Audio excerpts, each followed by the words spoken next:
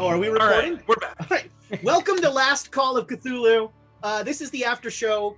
Before we hit record, I was just lamenting that all my big bad guys die really easily. You shoot them. It's not that hard when you're like, oh, big bad guy, bang. Oh no, Ramses was set up to be this really big bad, and then oh shit, it's Rebecca. Well, you know, when you're dealing in the mythos, sometimes you have your vulnerabilities there that you can't do anything about. So we were playing a written module, Sunspots, and it's essentially a sandbox. So you have it lists the people, it lists the places, and then it says, you know, day 1, here's what happens. Day 2, here's what happens. That sort of thing. But you guys added so many curveballs to things that I had to keep changing things to keep up with you all. And so in the module is written, Partridge is the bad guy, and he is going to cause as thought to come to Earth, destroy everything, blah blah blah. And as we were playing, that was just too that was just, you guys were already sort of right. We had already guessed that something was up with Partridge. Right. Yeah. Right. And Abe could figure it out just based on math. Yeah. And so I decided to make Newman the bad guy, and I had misspoken.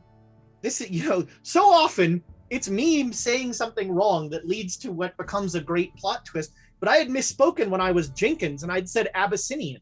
And so I went on my walk with Rachel, and I was like, that's always where she helps me figure out how the hell I'm going to get out of whatever mess I put myself in. And I was like, oh, maybe Jenkins knows it's the wrong translation, and he's going to tell them that. And Newman is using the fake translation to get all the power. And that I never even put that together, that she intentionally mistranslated it. Yeah, I caught that when Jenkins was like, no, it's definitely Abyssinian. I was like, wait, she would know that, wouldn't she? But Susanna did not know that. I didn't catch it until I wrote down Abyssinian dictionary. So what other places were there? Because in a sandbox module, is it could you go to people's homes? Oh yeah, there were actually more locations, and actually there were more gods. But I sort of pared things down some, because the other thing is there's a whole thing about fake Sunstones in the game, which is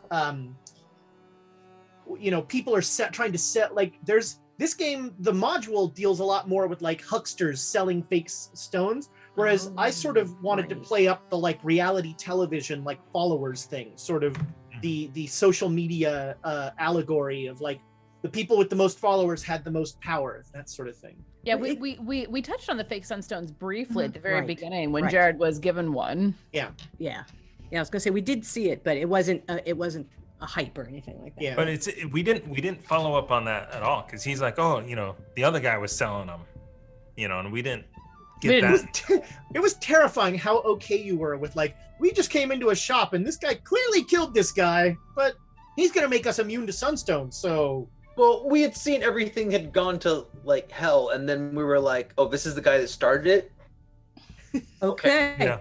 All right, you did the right thing. This is, I think we understand each other. It's a shame he died, because I feel like we got him.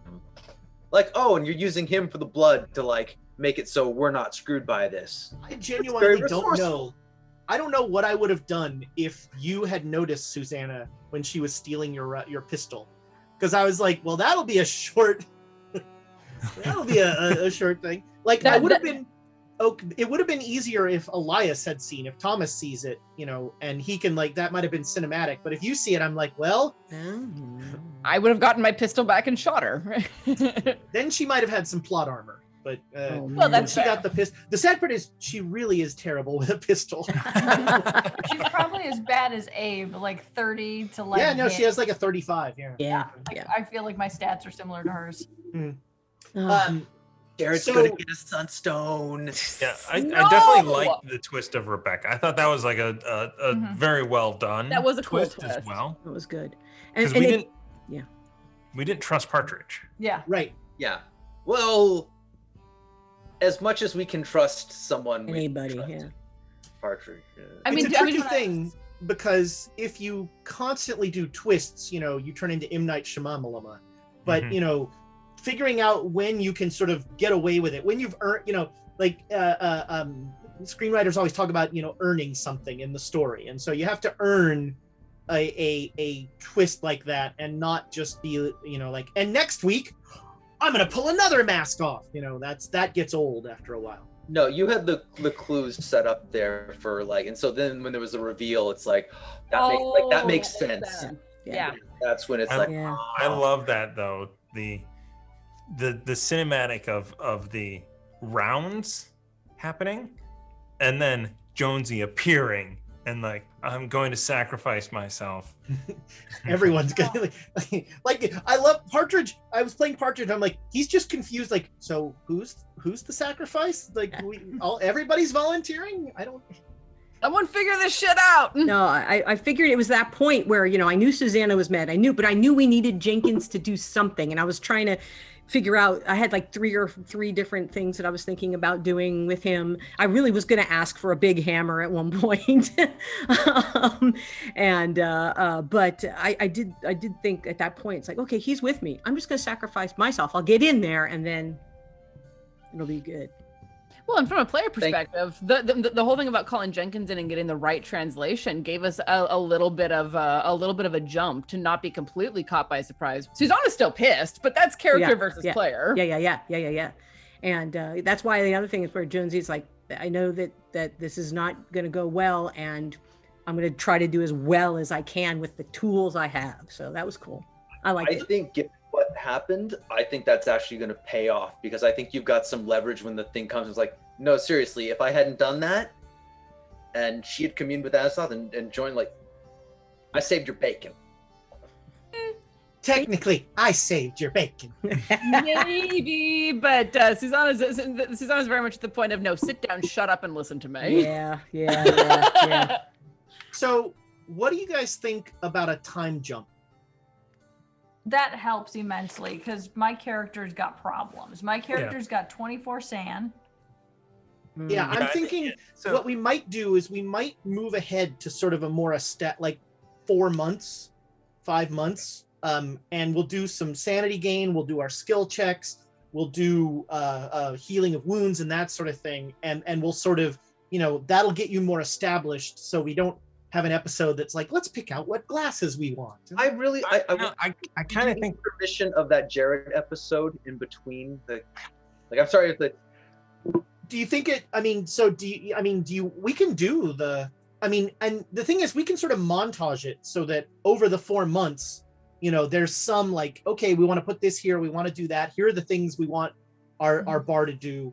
I think as a player having some downtime, because we have literally been go, and there's not been this. We as players haven't had a chance to slow down, right, and actually.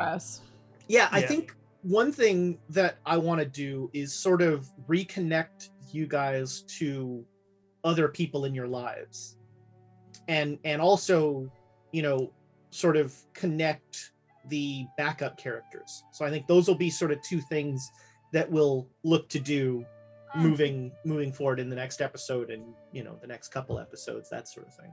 Yeah, I definitely want sometime in the next episode to actually be able to have a moment to sit down with Jonesy and be okay, I've put this off, but we have some downtime now. Things are not immediately exploding. Let's talk about this. Yeah, there could be a couple of those. There could be a couple. Yeah, and I think narratively also being able to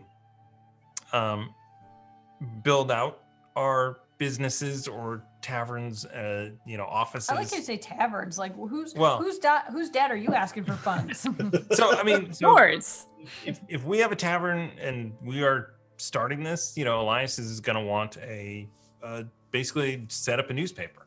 And he will want to at least narratively describe some of that. And you can probably pick out ways to get Pinkerton to help pay for this, but that might also connect, that's going to hitch your wagon to Pinkerton again, because you'll essentially become their Reno base. Mm-hmm. And I'm wondering if we want to, if and this is a conversation that I think that I would want to have in character, is that whole strike out on our own. Yeah. Mm-hmm. This is the perfect opportunity. Private detectives. You've got the deed to a tavern. Yeah, and definitely like sitting down and being like, what we were hired for was, retrieving stolen property, all sorts of. We were not hired to deal with the weird shit, and Susanna's definitely like trying to put this weird shit into perspective, because unlike Masks, there isn't a world-ending thing that holds her to place. Like she's having a hard time sticking with this. Yeah, it's honestly, it's something that I have not done as great a job of. Masks, it's just there and it's driving, and that has its own pluses and minuses. Sure. But sort of, having that kind of overarching purpose that keeps things going. And, I think the bar will do some of that. We'll see where it goes. Cool. Well, this was awesome. You guys always find ways to surprise me and make me laugh. I love that. One quick question. Has Dave watched any of it? Is he like, what did you do? Oh, right. Thank you for saying that. So let me see here. Dave, so Dave loves the Newman twist. I was telling him the Newman twist because apparently Newman is his favorite character. She's not, by the way, written to be his boyfriend either, his girlfriend. I actually did that to try and humanize Partridge, because you guys were so on the, Partridge is this awful bad guy, that, and I also wanted to make you feel guilty for the way you treated Newman. What? Elias is right. For a sandwich. But Elias was right. She was the reason behind all of this. Yeah. So I think he's watched the first one. I'm actually recording Wednesday. I'm recording an episode of my GMing podcast with him. So I'll check. Cool. Well, tell him we say hi. I shall. And thank you. Yeah, it's a great. Yeah, it was good. Module. And someday we'll be able to see each other at cons again. He is a longtime DundraCon person, so he'll be there. And Kublai, but he now lives on the East Coast. But yeah, so thank you, Patreons, for all of your support. We love you, and it's really fun to get a chance to give you guys some extra insight here into our little silliness. And thank you guys for a great game. And thank you, and thank you, Ezra. This has been a tremendous ride all the way through. Like, some of it has been really interesting. It's all been really interesting. It's been a lot of fun to play around in this sandbox. So thank you, Ezra. Yeah. Great players make a great game. So that's gonna do it for Last Call of Cthulhu, and I hope we see you next Saturday. Goodbye, internet friends.